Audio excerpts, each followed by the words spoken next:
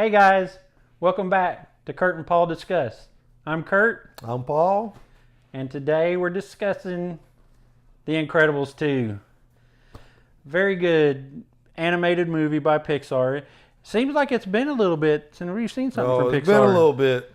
And they did not disappoint in my opinion. 14 years. Well, it's been 14 years since they made an Incredibles movie, but it's been a while since we've had a Pixar movie. Well, they just released Coco, didn't they? I thought that was year. No, that was Pixar. It was Pixar. Okay, Yeah. well, my apologies then. And then, what was before that? Moana. Before that. Yeah, which was very good. What? One thing about Pixar, they're not afraid to use some color, are they? Because they light up the screen, buddy, with their animation, and they're top notch, absolutely top notch when it comes to making animated movies. And was it worth the wait? Well, that's what I was told at the beginning of the movie by Samuel Jackson and who plays Mr. Incredible. Craig T. Nelson. Craig T. Nelson. And who plays Miss Incredible? Holly Hunter. Holly Hunter. Yeah, they come on screen in human form.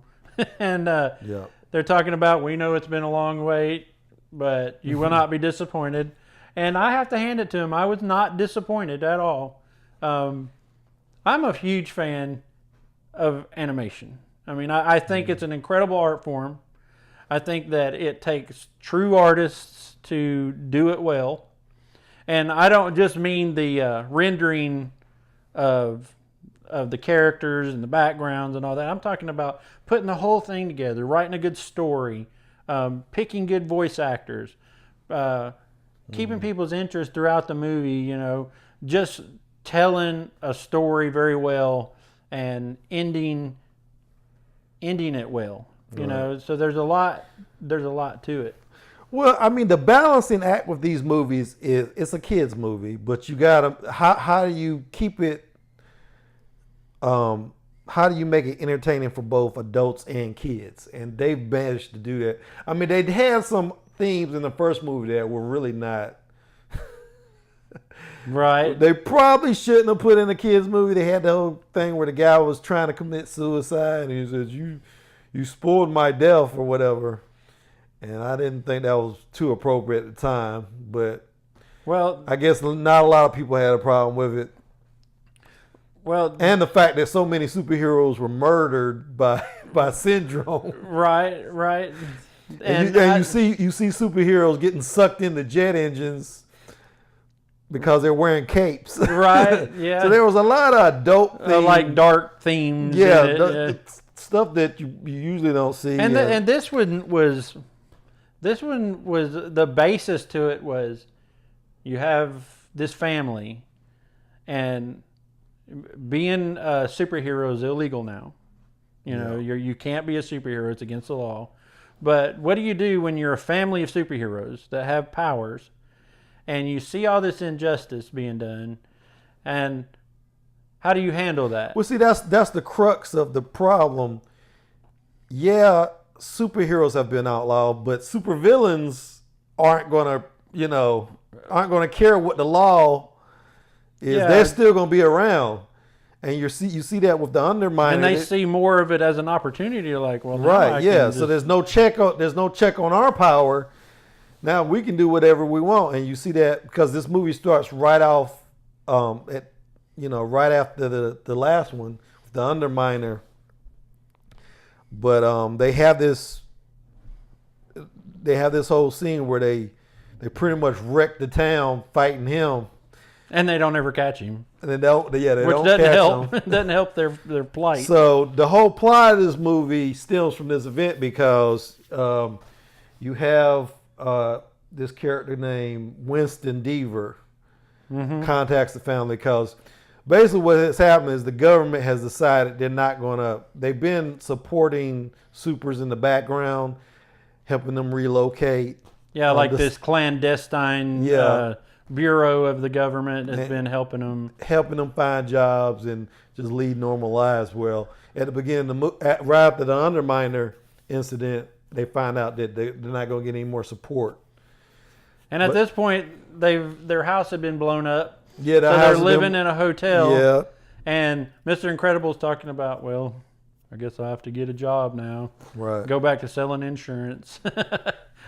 And you can tell he's like totally bummed because his whole life, and this plays a huge role in this movie.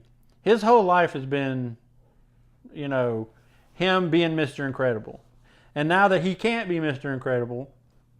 Well, what happens is this guy at DevTech, he wants to bring, you know, as the trailer says, he wants to bring supers back into the spotlight. So they're gonna like kind of finance Elastigirl, because they conclude that he causes too much damage when he does the superhero thing. That's what got the supers banned in the first movie. So they're gonna support Elastigirl in her endeavors.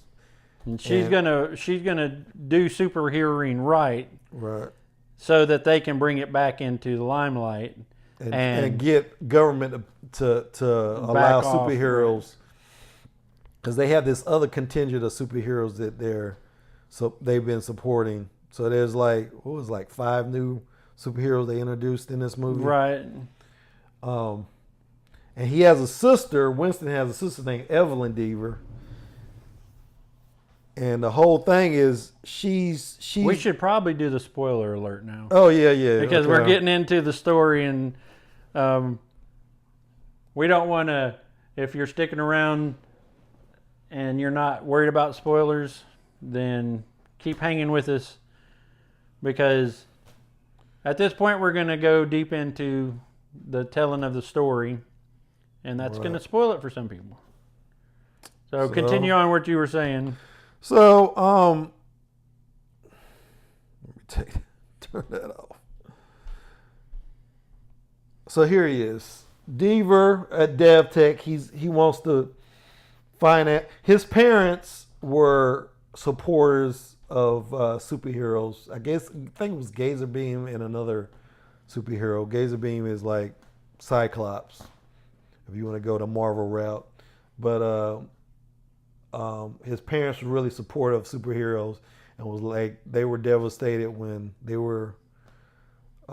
They had a break-in. They had a break-in, and they both died because the superheroes didn't get there in time.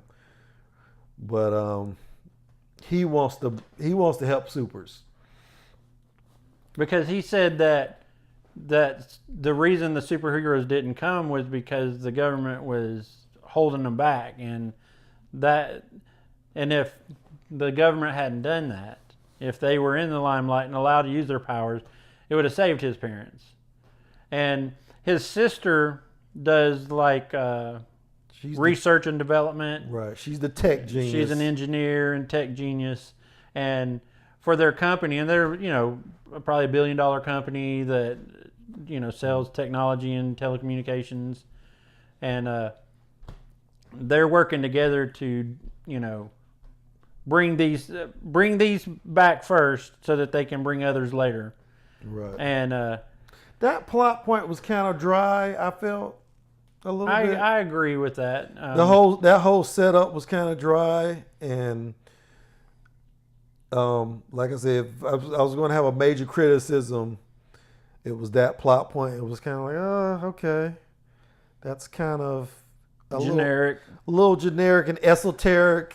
Not esoteric, but I don't know if it was very strong, like it could have been, right, as a motivation. But well, it got them back into the game. Yeah, it got them to the point where they could start telling the rest of the story. Yeah, which was they introduced, Elastigirl came in, and her first thing was there was some chatter about they were releasing a new railway, like a hovercraft on rails. Yeah. And there was chatter that somebody was going to disrupt that. Mm-hmm. And so they sent Elastigirl there, and while she was observing, sure enough, somebody took over the rail car and on its first launch and sent it backwards to its fate wherever. Right. And so there was this high action sequence of her chasing the train, and the cops are chasing the train and her, and you know, and she manages to stop it, which is, and with no damage other than the cop cars wrecking, which happened. Several cop cars wrecked during that chase, but they said no damage. You know, I guess Mr. Incredible would have probably tore the train up, knocked the track down, and blew a couple of buildings up, and yeah. But this new villain is introduced, Screenslaver. Screenslaver, that's right. And did you hear the little this as a aside? Did you hear the whole thing about there's a lot of strobing effects that he uses? He hypnotizes people through television screens. Is his using strobes, his power? Yeah. And there's a lot of theaters had to post epileptic seizure warnings. Warnings outside of the theaters because of this. Yeah, because I heard that it has caused some epileptic seizures because of those flashing lights. But that's, you know, every video game I've ever played has warned of that. Oh, yeah. Especially new games that have a lot going on the screen. But yeah, I think that even made people like more curious to go see it, because it did very well. It did very well. I think it had the biggest opening for an animated film of all time or something. Yeah, or I maybe knew it the was second biggest. Something I don't like know that. the exact numbers on it, but I know it was way up there because, you know, it outdid the first one. A lot of my favorite stuff was Jack Jack. Jack was the star of the show. He was a little bit overpowered, but it worked because he couldn't control it. Right, but you got to give Mr. Incredible. He's in the background being Mr. Mom. Mr. Mom, yeah. And you got to give him something to do. And controlling Jack was a superhero feat. Right, because he can shoot lasers from his eyes. He can he has like flame. He bursts into flame. He can teleport. Basically, he could duplicate himself. He's like an X-Man. Yeah, he was like all the X-Men combined. Well, Mr. Incredible said at one point when later on in the movie, he's like, we know he has 12 powers to this point. The one strange thing is that Helen doesn't know he has powers, and I thought it was clear at the end of the last movie when Syndrome kidnaps him and he's up there, they're hovering over the house. I felt like they're looking up like something's going on, and I thought they realized that Jack had powers. And there was that whole scene where the babysitter saying your kid has special needs, special being like right. So I thought she had figured that out, but apparently in this movie, no, she doesn't realize. She had no clue because she was having the whole guilty mom complex. Yeah. You know, when she's off fighting crime and doing all the PR for bringing superheroes back. And Jack has this great scene where he fights Rocket Raccoon. Yeah, that was fantastic. I thought for sure, I was like, this raccoon is going to start talking at some point. That's Rocket right there, right? Right? Because Disney owns... they own Marvel and they own. And it's funny that he had the bandana, like his markings around his eyes, look like a bandana, and he thinks Jack thinks he's a bad guy. Right? He thinks and he's like, he takes the chicken bone from him and throws it in the trash can, puts the lid back on, and then they start scrapping, and it is the funniest thing. And they bring back Edna. Edna's like. She's the fashion designer for the superheroes. Do you know that she's voiced by a man? Yes, the director, Brad Bird. Okay, I didn't know that he was the director, but I know that it was when I was looking at the IMDb for this, I was like surprised. You know who I thought it was? You know the woman from NCIS Los Angeles. the boss in that. I'm not You never seen that show? I'm not familiar with that one or Louisiana, New Orleans. I watch NCIS, the original. Like, I know almost every episode. Well, I don't know if she's a midget or whatever. She's a very short woman, and if you see a picture of her, look her up. They look exactly the same. I thought for sure. Oh, is she the lady that was? Oh my goodness, I'm trying to remember I know who you're talking about though. I do know who you're talking about. Yeah, I thought for sure they even sound alike. So I was like, oh man, it's great that she did. But I did some research and said, oh no, she's not. She has nothing to do with these movies. I think they stole her likeness though. Yeah, she does look strikingly like her. Yeah. But it's funny because Mr.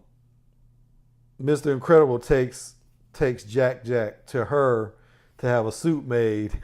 Well, and to babysit, so he and can get some sleep. She goes crazy when she finds out how many powers Jack has. Oh yeah, sure, I'll do it. At first, she's like, "No, yeah. Do I look like a babysitter to you?" And then she finds out he's got powers, and then she's like pushing Mr. Incredible out there. Don't worry, I've got him. I'll take care of him. Get out of here.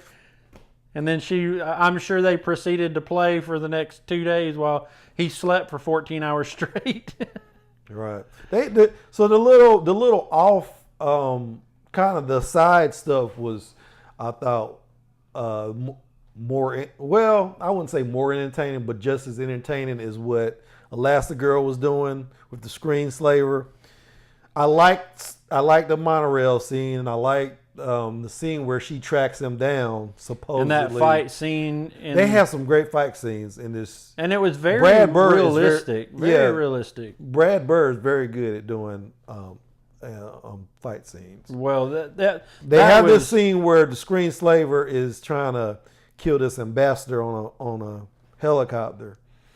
Yeah, and that's the third interaction. That's the second interaction is when Elastigirl has to save the ambassador from the helicopters being taken over. Because Screenslaver says something along the lines of, everywhere you look, there's a screen in front of your face. Mm-hmm. And it makes it so easy for me to control you, you know. And when Screenslaver is taking over the host of that show and is saying, you know, telling everybody that I'm Screenslaver and I'm going to take over the world or whatever, basically. But there was that, and that was pretty action intensive. That whole rescue scene with the 3 helicopters, and then fast forward to the third Elastigirl tracks down using what's the girl's name? Devers? Yeah, Evelyn Dever. Using Evelyn Dever's little device she made. She tracked down this. They triangulate the signal he's putting out. And she finds him, and then she sneaks into the lair of this guy, and then they have this epic battle, and she ultimately wins. Mm-hmm. And you're like, well, that can't be him because it's not. You're right. Too much movie left. We're only like 30 minutes into the movie. Yeah, obviously there's a twist coming. And I kind of saw that twist coming. I was like, I did too.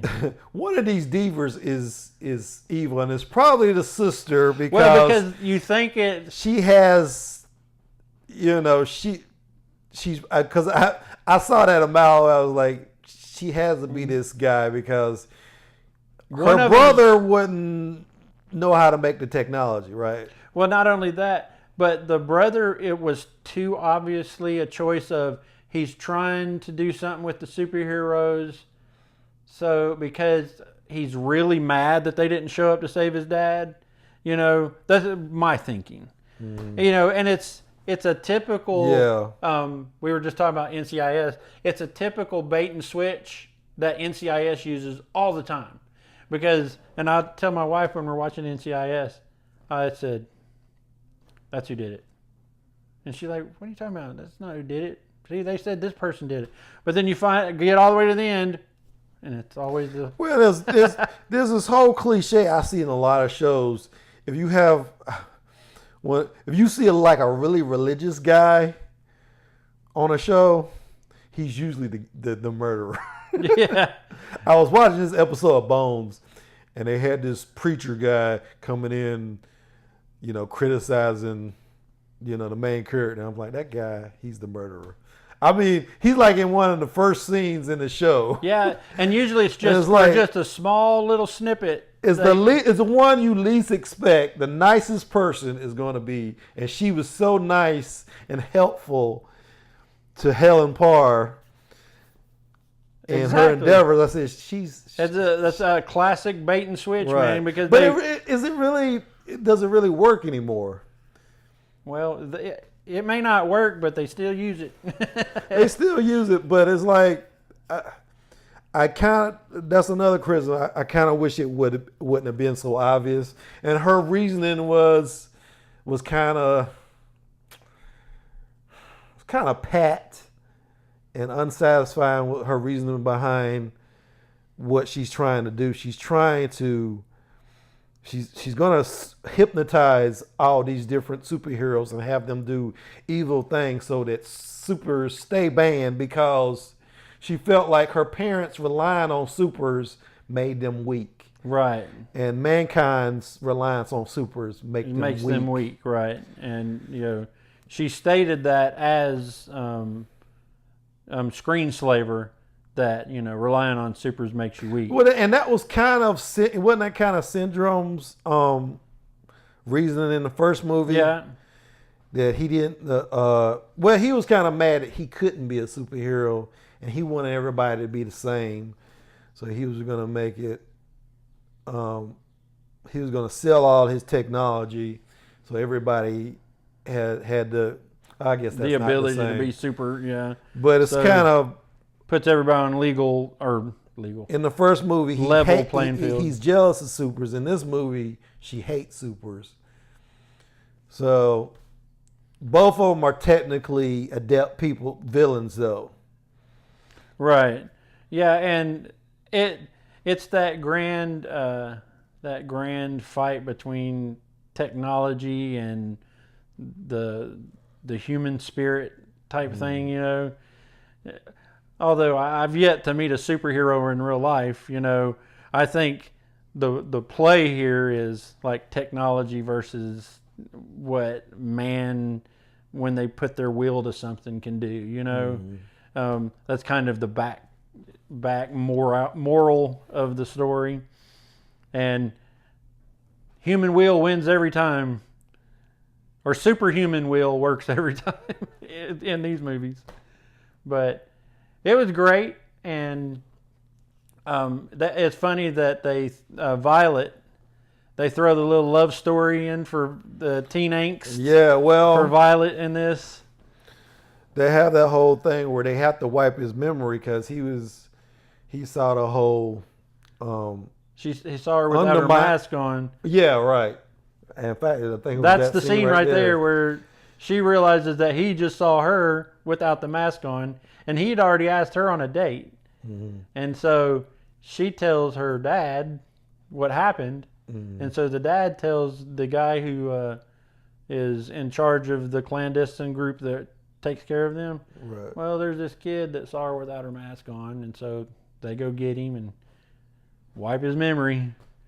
And so he forgets he's got a date with her. And, she's, 14, 15 years old in this? And so she's devastated because this little boy left her hanging on this date. And so she tries to destroy her suit to no avail. But I just thought that was a funny little, real life thing they threw in there to this superhero family. Mm. What did you think of that? I liked it. I mean, like I said, I liked the movie. The dynamic in the first movie was these people who had these superhuman abilities, who were forced to lead normal lives and coming to terms with that. And they kind of did the same thing with this movie, but they focused more on Bob Parr, Mr. Incredible, coming to terms with this. I mean, which was really his major. I mean, I guess that was his major character arc in the first movie, wasn't it? So it was kind of a repeat. It was kind of... Because he had been sidelined in the first movie, too. So I don't know if we covered new ground here. I think as far as covering the new ground is where they found a way to make the female characters stronger and more relevant in this one than they did in the last one. But she did... I don't know. I thought her those scenes she had when she gets to the island to rescue, because she rescues him. Absolutely. In the first movie, so I don't see but how she was more, less of a character. She was more prominent. You know, her superhero character was more prominent in this one. You know, yeah, and her scenes were her action scenes were a lot more interesting. Yeah, they were. Remember the scene where she's beating up the guards and like her body parts keep getting stuck indoors. Yeah, that was very inventive in the first movie. It was. And then the whole scene where she's flying a plane in the first movie. She knows how to fly a plane. That's true. And it gets hit by those missiles and she saves her kids. I thought she was the most interesting thing about the first movie. Well, so they moved her to the forefront, but at the same time, I felt like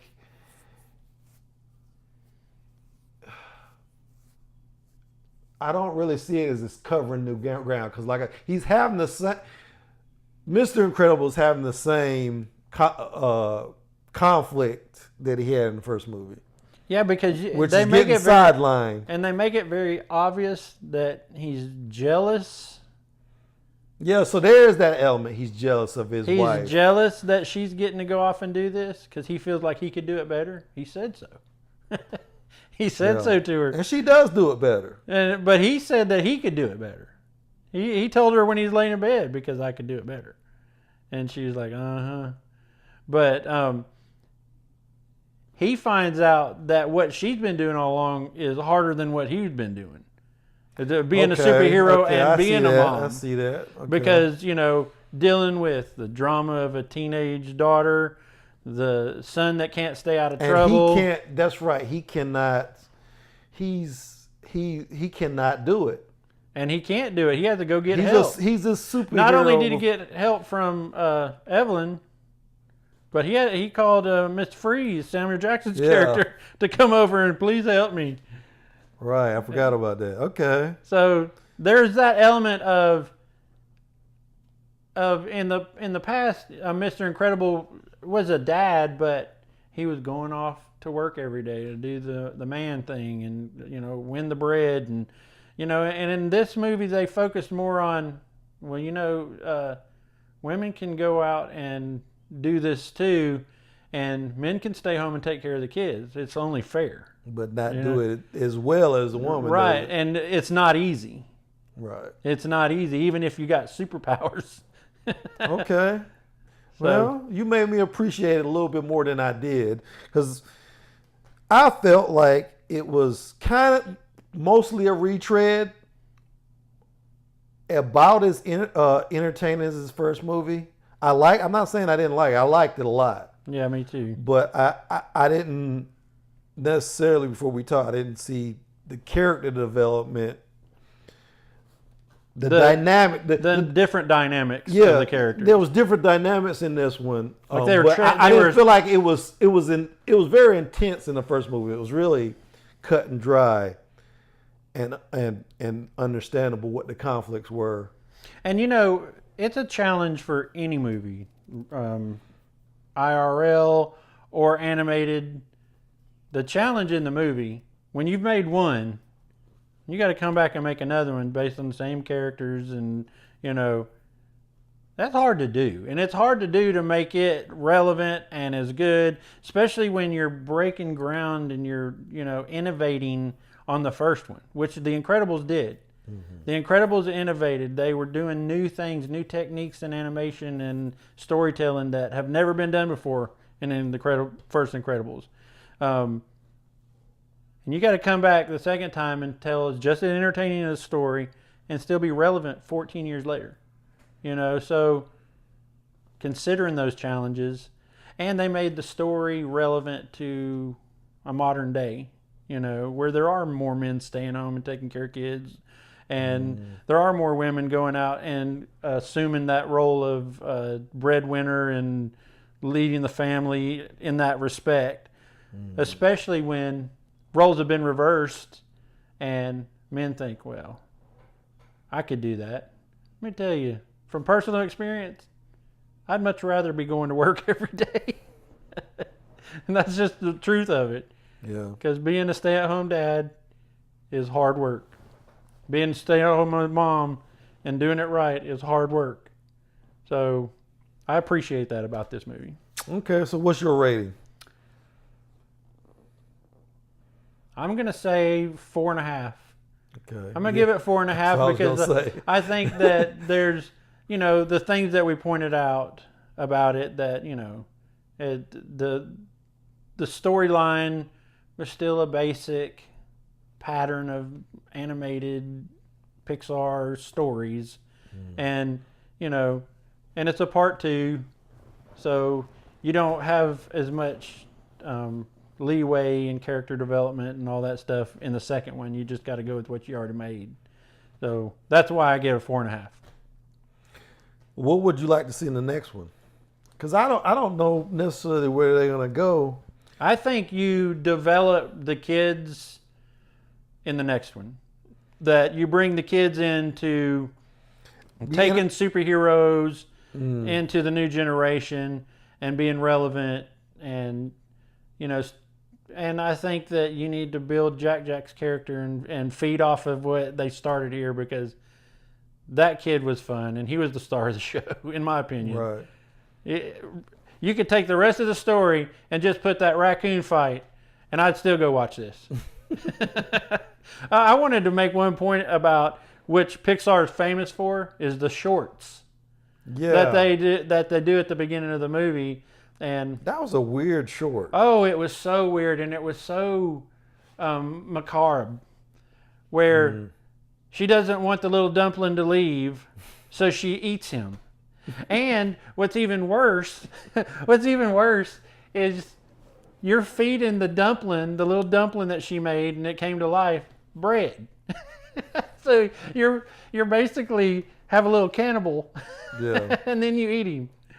And I was like, and I think the rest of the audience felt what I was feeling. I was like, huh. I mean, it was well done. It was very well done. Well done. It was weird. It was a style of animation I have yet to see, so it was very unique. It had an Asian feel to it. It was an Asian artist and writer. I think the guy who developed it and created it is Chinese, and from China. I'm not 100% sure. I mean, I think that was fairly obvious. But I mean, I don't think he was Chinese American. I think that he is an animator in China who made this and developed it, wrote the script and everything. Because there was no dialogue, right? No dialogue. I don't think so. No, because even in the interactions when the dumpling brings the white girlfriend home, they don't say anything. It's just all in actions. Everything is done kind of like sign language, basically. And then you realize that the dumpling was really the way that she was dealing with the fact that her son left home, and she lost her son, her only son. But it was still weird, and I thought it was cannibalistic. They got some flack. Was it with Coco? I haven't seen Coco. Coco is probably one of the most visually stunning animated movies I've ever seen. Okay, so I have to go back and see that. But I think they had a short that a lot of people were complaining about at the head of that movie. It was like it was too long or something. I forget the controversy behind it. You know what I'm talking about? I didn't see the short for that because I watched it on Netflix. Oh, okay. And Netflix doesn't have the short at the beginning of it. Okay. That I can think of. I may be wrong. I may have just not paid attention. But it was... Coco was very good, but it was visually absolutely breathtaking. Okay. I mean, the colors and just the artistry was unbelievable. And the music was good too. It was like really good guitar playing, really good singing. But, you know. Well, I hope they don't wait too long to do the next Incredibles because Samuel L. Jackson's getting up there. He's like, what, 69 now? Man, he's timeless though. I don't, but he's getting up there. I don't. Well, they won't. They probably. If they wait another 14 years, I don't know. In the respect of the way they do movies now, is they don't. They usually film them together, you know, because they can lump the production costs all into one big. Well, they're not doing that, are they? I don't know. I'm just saying it's more common now. Okay. You know, especially in IRL movies. Like the Lord of the Rings and the Hobbit and, you know, fill in the blank here of anyone that you know they're going to make several of it. They'll do a lot of the filming together or at least back to back because they can lump those production costs into just one big project. And then if they are lucky enough to make a lot of money on the first one, and it pays for all those production costs, all the rest of them are just profit. I'm kind of worried about Pixar, and I'll tell you why. You know, John Lasseter got caught up in that Me Too craziness. Man, so many people are going down. And that guy's a genius. That guy's, he's been the creative force behind Pixar and Disney Animated Studios because he went ahead because they have two animation departments. Well, Disney. They merged for a minute, then they split back up. Well, because I think when Pixar got bought out, because Pixar was owned by Steve Jobs. Right. Yeah. You know, a lot of people don't realize that. Yeah, he sold it to them, and one of the agreements they had to make when they bought it was that they would keep the Pixar name.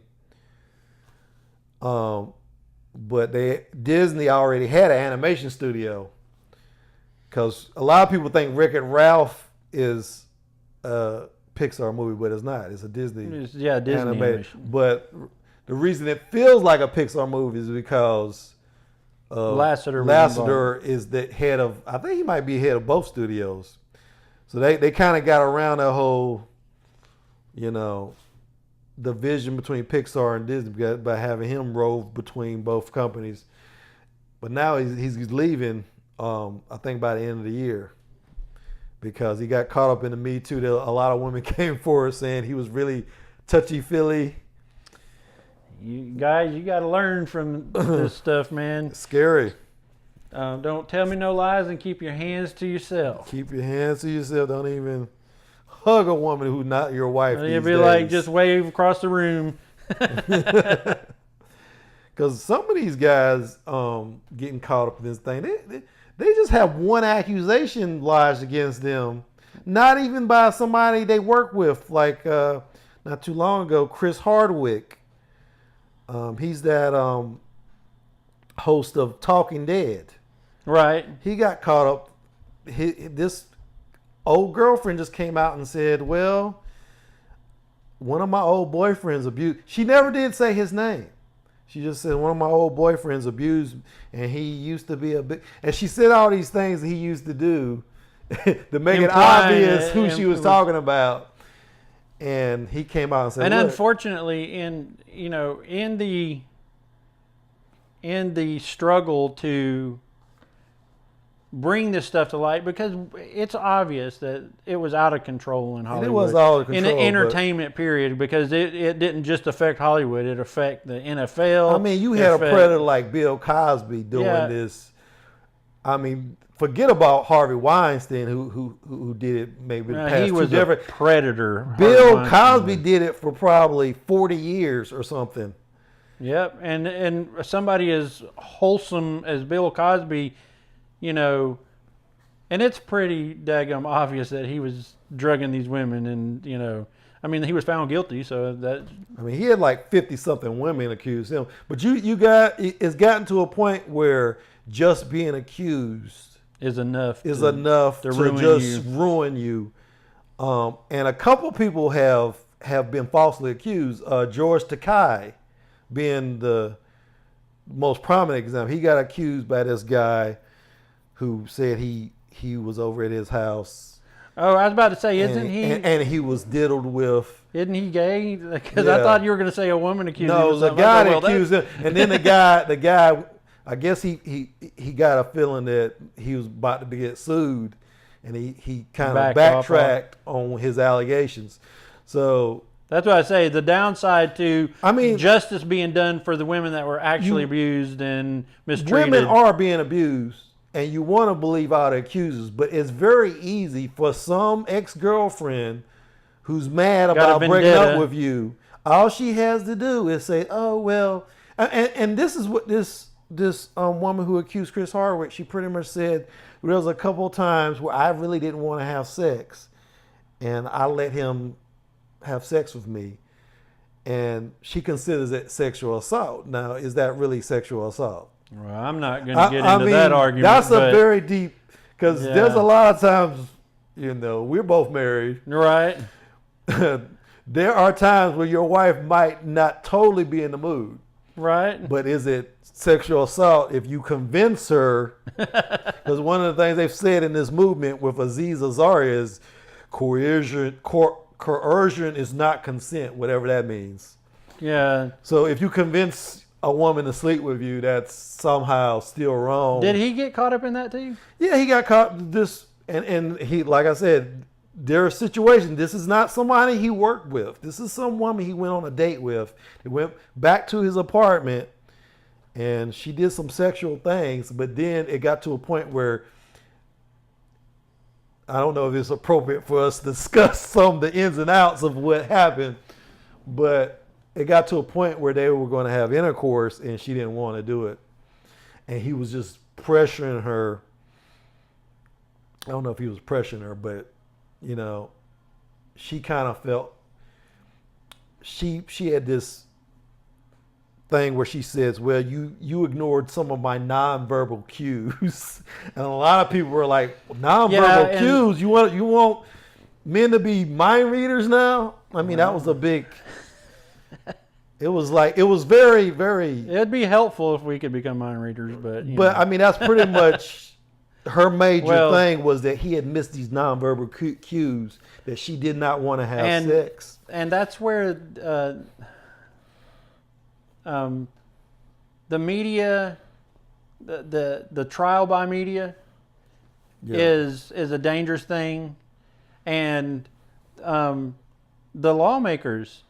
and the ones that, you know, sit in juries for things like this, and that's a tough job, man. I wouldn't want to have it, you know, because you have to draw a line somewhere. So many of these allegations, they never make it to the courtroom, though, because they get paid off. Because most people don't. I mean, you know, but I don't necessarily know if, like I said, there's accused of Chris Hardwick. I forget her name, and maybe that looks bad on my part, but he went on. They like broke up like 3 years ago, I think.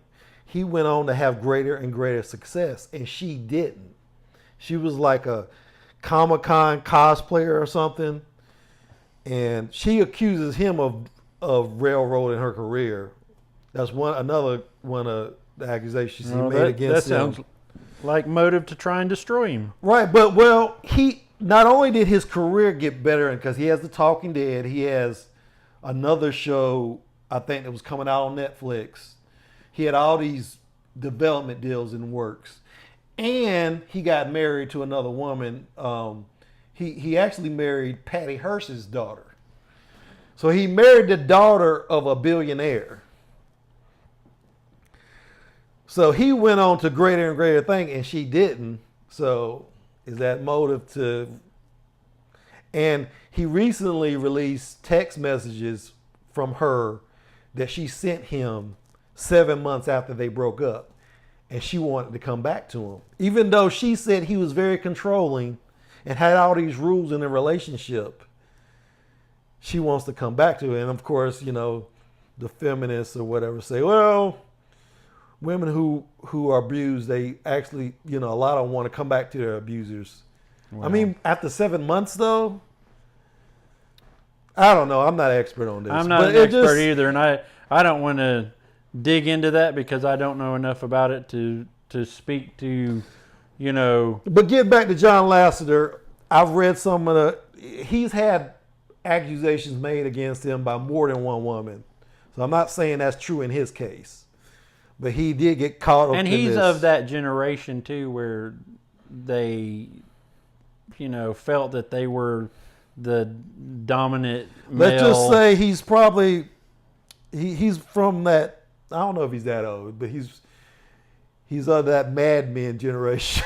Yeah, you know, and it's like Jerry Richardson, you know, all his accusers that come forward and said that he was doing a lot of things wrong, and you know, again, he's the man of that age where, you know, men were the bosses and the controllers, and the women had their roles were to serve the men, even in business, you know. Right.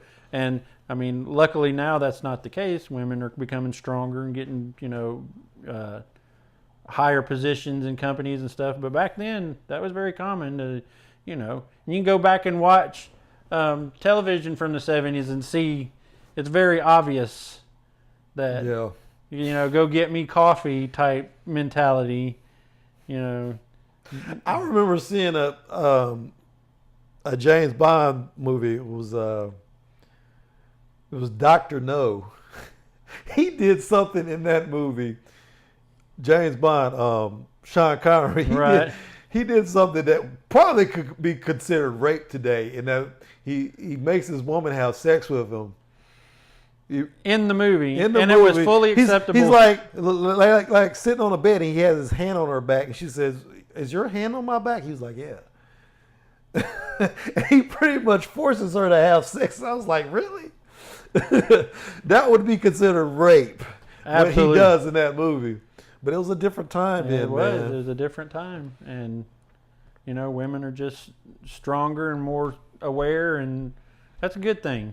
Because we have daughters, and we want to know that they're going to grow into women that are in full control of their lives, you know. So, you know, seeing it from that aspect where you don't want to see your daughters being dominated by anyone. Yeah. You know, you want them to know that they're strong and powerful, and they control their own destinies, you know. So, but as far as that relates to The Incredibles 2, John Lasseter, well, I was just pointing out that John Lasseter is out at Pixar, so right, because of that, for those reasons. I hope that if he's guilty, I hope justice is served, you know. But I think that he just like anybody else deserves his day in court and has the right to fight for his innocence. And if he's innocent, it'll come out. If he's not, then he'll pay the price. Yep. And hopefully Pixar doesn't suffer in the process. Hopefully he's hired a bunch of people that can carry on Pixar's work. Well, Brad Bird is one of them, so I think we'll get another good Incredibles movie. Well, guys, we appreciate you coming along. We'll be back with. I'm not even sure what we're going to do next time, but we will be back. We will be back. So stay tuned. And thanks for coming around. We'll see you in the next episode.